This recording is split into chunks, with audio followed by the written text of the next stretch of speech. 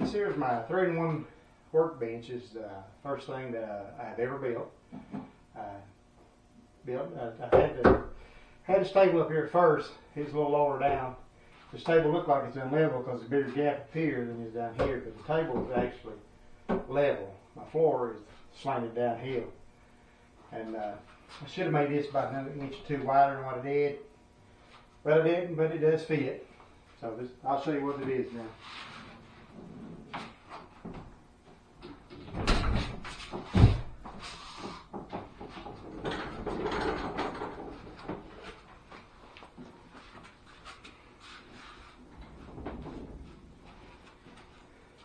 This is a table saw goes right here. I end up having to put adjustment on here so my crosscut sled would slide on out.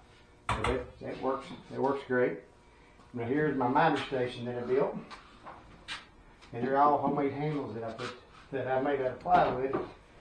But anyway, these measurements right here, these slide real good on both sides, and this is an extension. It goes all the way out. Which I put longer boards on it to support the boards right there. These marks I put on there. Here I got something that is 8 inches. It only starts at 12. 8 inches. I took this out, which is D on 14. Set that down, tighten it down, and I can get the same cut every time with a miter saw on that. And there's hardly no dust whatsoever comes out here. I just flapper up this rubber flapper right here. It keeps most of the dust. 95% of the dust stays back there in the back.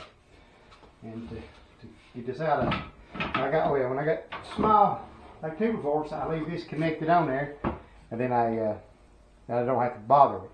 So when I got a longer, wider pieces, I got to get out wider pieces on this right here. And when I take this out to miter it back and forth, just slip this out, and dust will come down. Most of this comes in here, slides down, and shoots out the back right there. If I need to miter, these here are laying in there loose. I just pick them out, and I did not bolt this table saw, miter saw down in case I need to move it somewhere else. All these are mounted down with blocks right here, front and the back right here. Look here in the back. And the backs are all corner down. This miter saw will not move. You put it back, it goes back into the same position every time. That actually works really good.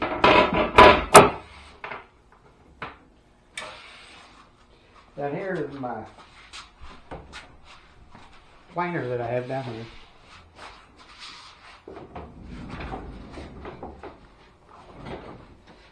Here's my moxie vise.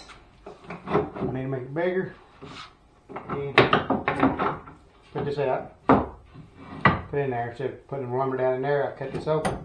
So I can put a piece of lumber down there, tall board, put down here, and vise that down. It works really good. Haven't used it a whole lot, but it does work. Come over here. So here is my planer. Take this off right here, and I got to take my handle off. Put it right here, and the handle works just fine. Slip it on and off right there, and that works great. Right here down inside of the moxie vise work. It does not interfere with it whatsoever. Seems to work just great. Actually, the dust port system on it works better than I thought. It's still got some dust, but not near as bad if you don't have no dust collection at all. Here's my cross cut sled that I made.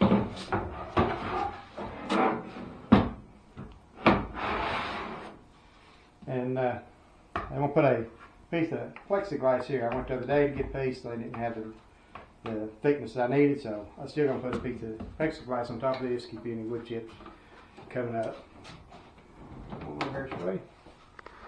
Over here too, I made this.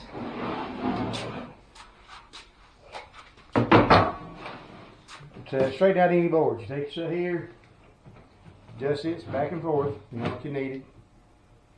There will adjust, and you take a board in there and you clamp it down. You adjust these, you get the board about right. Put it in there, You cut one side with your table saw right there. You take this off and turn it around and put it down, then your boards will be perfectly straight. This here works absolutely wonderful. I want to make me another one out of a better piece of wood than this is. It's just an old board I had out of a shelf, pre-made shelf right there. And I want to make me a shorter one too, because a couple times I needed one that was in between this size right here, and the smaller one would come in handy. But I've used this quite often and it works wonderfully. And I keep this, I make a bottom shelf down here. Carry all my stuff like that in there, and sleds, any spare parts down in there. And over here is a drawer. It's the first drawer I've ever made with my own homemade handles right there. And this is where I keep my Kreg jig.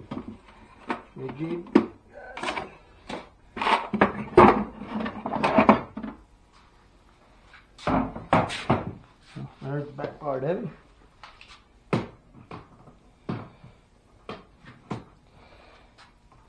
But anyway, this works great. You take only problem I have with this thing, when you put the dust hose up to it, that it just keeps falling off. I put this on there with a piece of plywood on it, and that hose will come around here, and then it solved the problem of the board coming off. That's why I left this lip on this, on the bottom of this right here, for put it up like that, and put your hose up to it.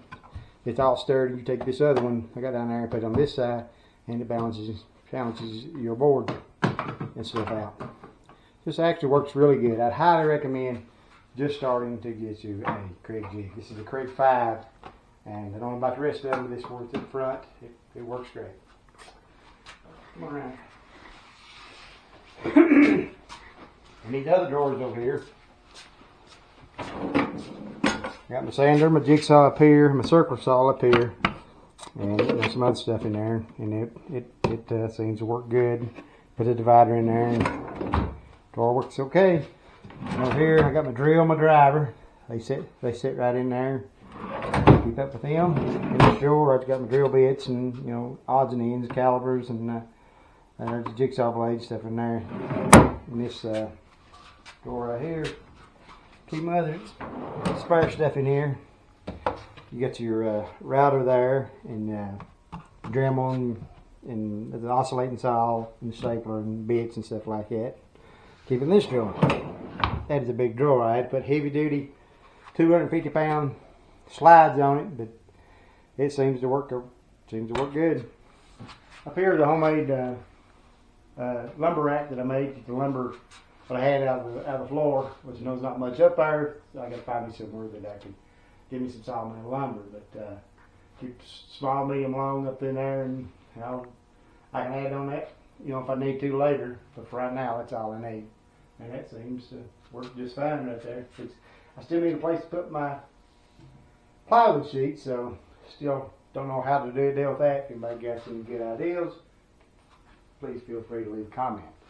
Down here, I got this idea off of 1 Minute Workshop. This rack right there holds all my clamps. I did put a peg up here to hold my levels and stuff on there. I get most of the videos I watch come off of either 1 Minute Workshop, or Call and Connect, or Woodworking for Mere Mortals. I like them three guys really well because they seem to explain things, pretty good and pretty simple, especially for beginners and stuff like that. And I got my other little things up our top, clamps for building boxes and stuff like that. And also, this is my handheld planer that I made into a joiner. I made this just the other day, and put a switch on it, turns on and off, and my dust port system right here. That's all it is. It slips right on. That is 1.5 inches, and this is 2 inches, and it works right there.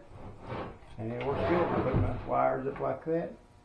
That's all I got to put it on. Put it down to my bench up there. Just take you clamps right there and clamp her down and use it. I've tried that a couple times. It seems to work just fine.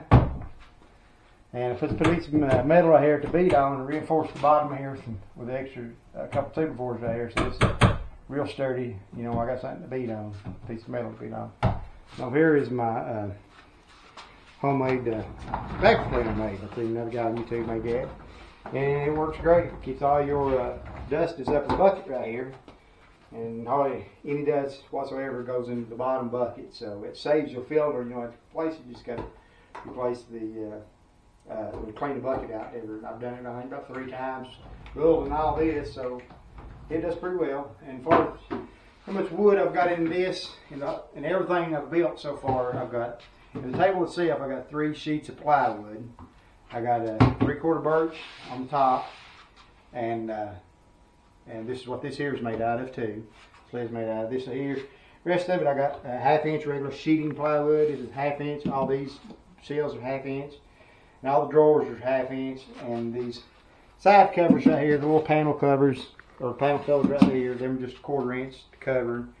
And actually I had to have another sheet of plywood to be able to. It took almost the whole sheet to be on this one and the drawer on the other side.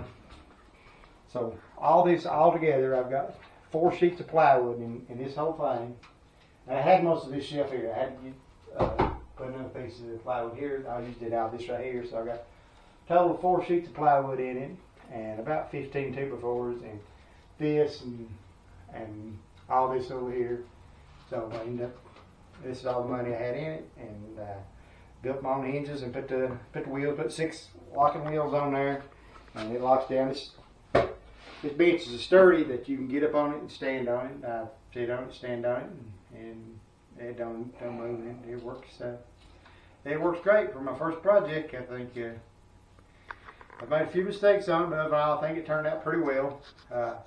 Only way to learn is to get in there and try it and do it. And like I did, watch hundreds of little videos until you figure, I like this idea, I like that idea. You got different workbenches, and I never found one that will incorporate both all of your table saw and your miter saw and your planer. On this side over here, the reason why I didn't drop this down and then that making a ledge right here, I figured if I dropped this down to make it all flat one level, it would break it right here, and the table would be less sturdy.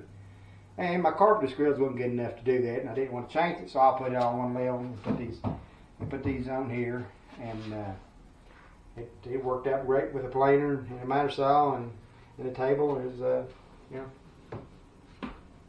steady as it can be. I appreciate you watching, and please like and subscribe. Thank you very much.